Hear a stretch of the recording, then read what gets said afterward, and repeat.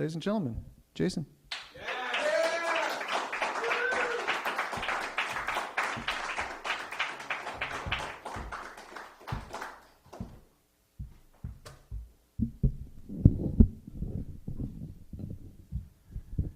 Thank you for that introduction, Michael.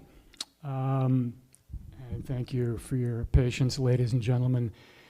This is my first time doing straight storytelling.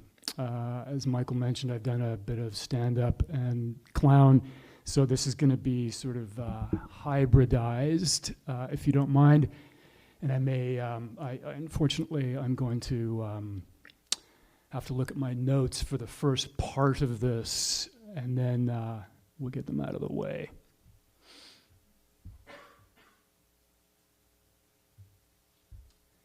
So as was mentioned earlier, I met Michael last summer at a comedy workshop here at the CFTA along with Faye and Sean. And one of our first assignments was to write down 10 random observations and expound upon them. One of the things I observed living in downtown Hamilton was the preponderance for nose rings among the Ute. And this led me down memory lane to my second live-in girlfriend, Connie, the piercing queen.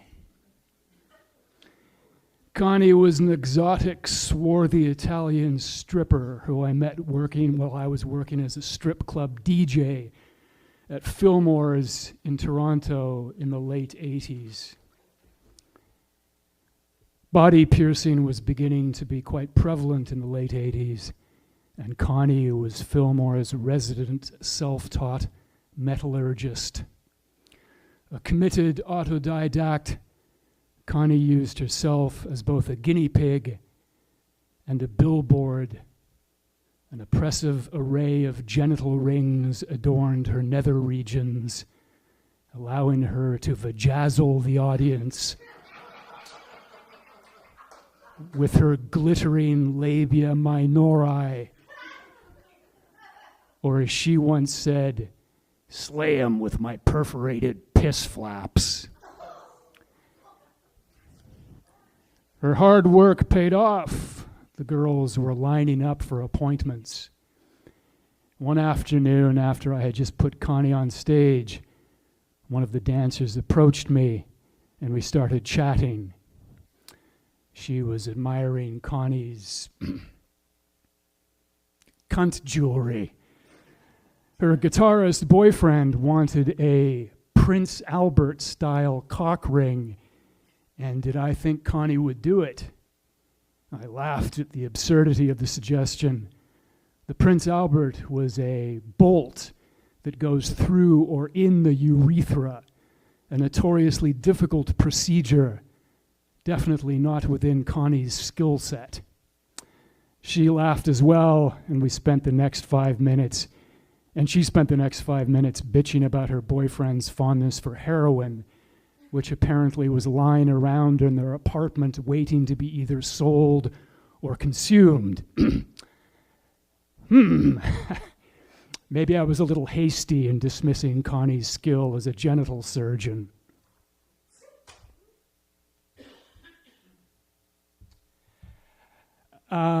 Why don't you and, sorry, what's your boyfriend's name? Mark, is it? Why don't you guys stop by next Sunday at around 7 and maybe we can work out an exchange. Connie can do some surgery and you guys can supply the dope and the instruction and we'll take it from there. So thinking nothing of it, I went about my mundane, banal existence, and at that point I was living with Connie. A week later, Sunday around 7, surprise! It's Mark and Tess.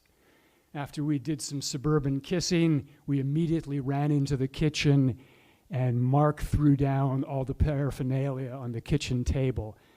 I was beside myself with excitement. I was completely nerding out. He threw down the syringes, the rubber tube, the packets of heroin, the spoon, the lighter, the works. I had romanticized this sort of thing since I was a William Burroughs reading teenager.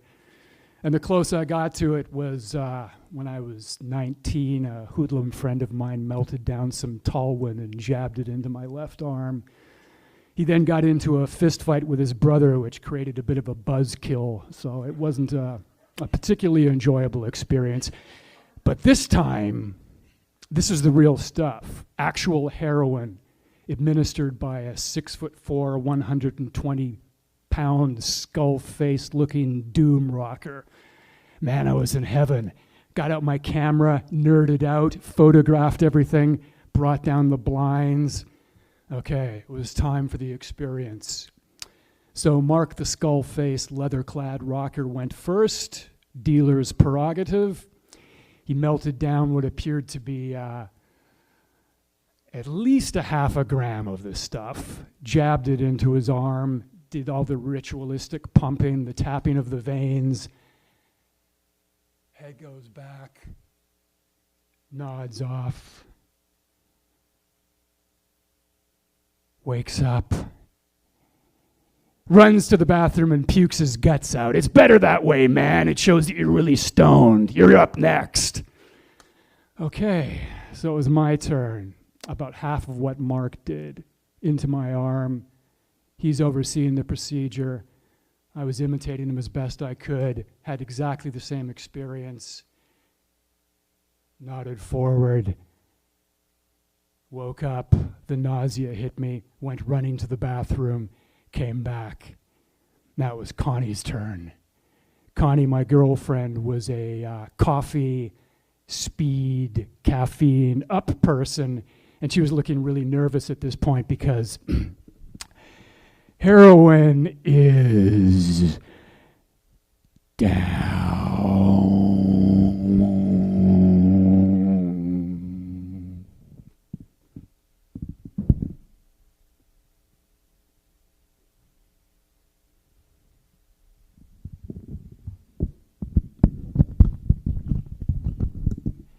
And that's how you know you're really high.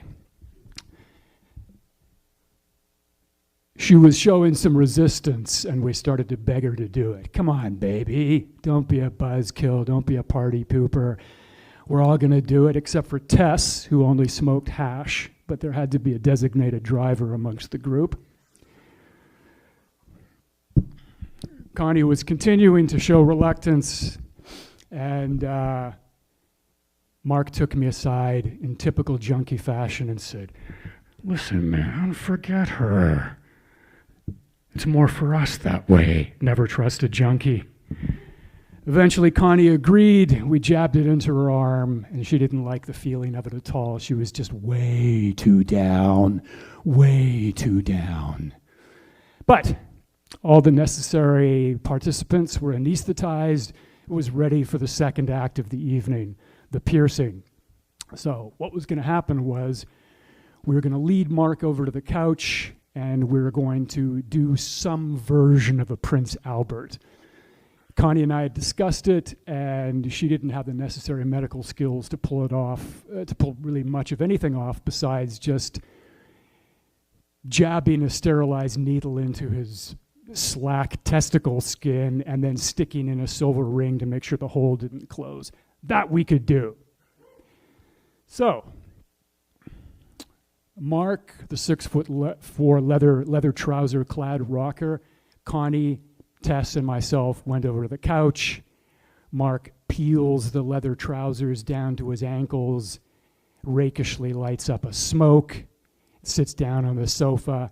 Connie goes into the kitchen, sterilizes the needle, puts on the rubber gloves, gets the jewelry, comes back in. Mark's sitting down smoking.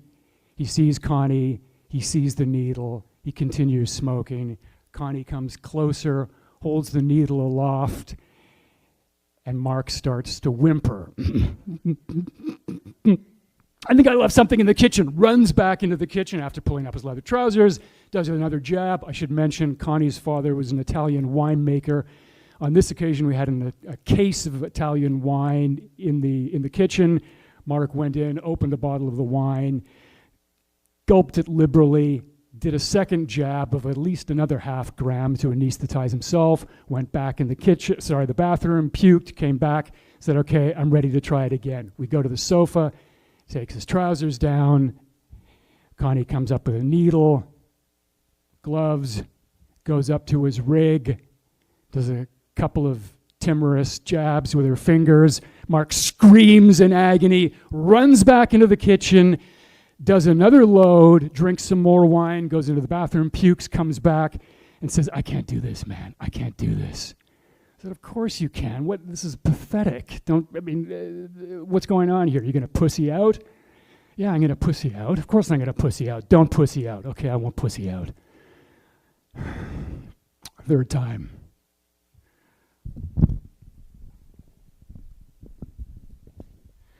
One more load. Okay, one more load. Goes back, injects himself a third time, enough to kill an elephant.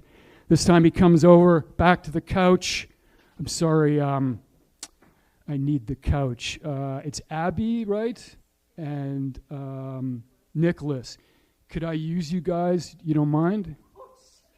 Okay. So you two, you're free to go. You want a drink or something? Put it on my tab. Matthew, get a beer, put it on my tab. All right. Okay, so you're over here, you're Tess. No, you're Tess. Okay. And you're somebody else. And I'm Mark. Okay. I know. Stand over there. Actually, I know what. You be Connie. Okay, you're Connie. Okay, you're Connie. Yeah, okay, you're Connie. You got a needle in your hand and you're coming toward me. Okay. My leather pants are down around my ankles, and I'm sitting here shivering with fear, and you're holding onto my arms to restrain me. Okay, I don't know if any of you saw a 1968 Frank Sinatra movie called The Detective, where Tony Masanti is being executed at the end. That's what Mark was reacting like. So you're coming toward me with the needle, and you're putting your hand on my thighs, and I'm going, ah! Ah! Ah! Ah! Ah! Finally, Connie jabs the needle into my nether regions. You need to know the actual name for that. You can sit down. Brilliant job. Big hand for Matthew. Big hand for Abby. So the needle finally goes into the slack testicle skin. The ring closes the hole. Mark pulls his leather pants up. He turns to Tess. This is absolutely true. After injecting 3.5 grams of heroin and drinking 2 bottles of wine, he turns to Tess and he says, honey, I think I'm ready for a glass of warm milk. And Tess says, yeah, let's get you home and get some chicken soup into you. Thanks, ladies and gentlemen.